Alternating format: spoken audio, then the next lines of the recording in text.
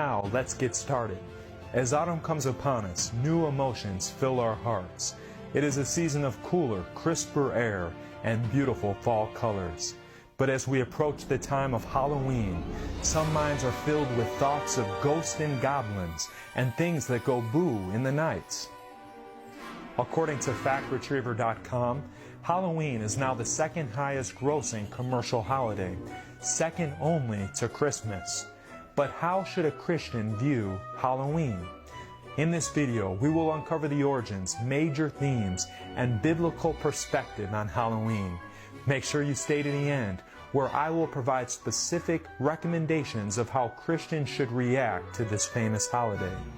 I will now share some brief excerpts from History.com to uncover the history of Halloween. Where did the practice of trick-or-treating originate?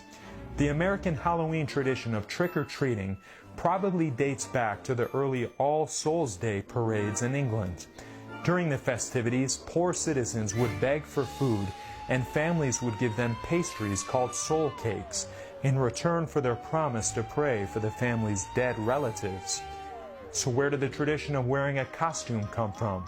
On Halloween, when it was believed that ghosts came back to the earthly world, people thought that they would encounter ghosts if they left their homes.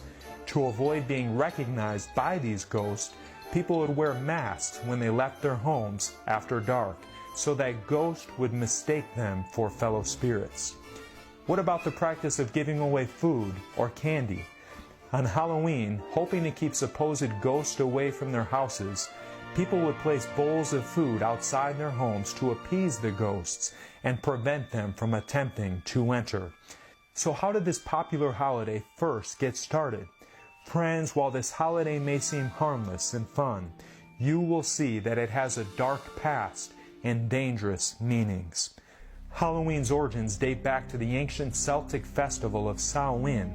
This day marked the end of summer and the harvest, and the beginning of the dark, cold winter, a time of year that was often associated with human death. Celts believed that on the night before the new year, the boundary between the worlds of the living and the dead became blurred. On the night of October 31st, they celebrated Samhain, where it was believed that the ghosts of the dead returned to earth. Celts thought that the presence of otherworldly spirits made it easier for the Druids, or Celtic priests, to make predictions about the future. During the celebration, the Celts wore costumes, typically consisting of animal heads and skins. In 1000 AD, the Catholic Church would make November 2nd All Souls Day, a day to honor the dead. All Saints' Day celebration, celebrated on November 1st, was also called All Hallows or All Hallow Mass, and the night before it, the traditional night of Samhain in the Celtic religion, began to be called All Hallows Eve and eventually Halloween. So that is the story of this popular holiday.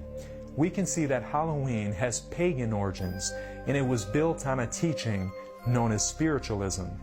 Spiritualism is the belief that when someone dies, their so-called spirit continues to live and can even communicate with the living.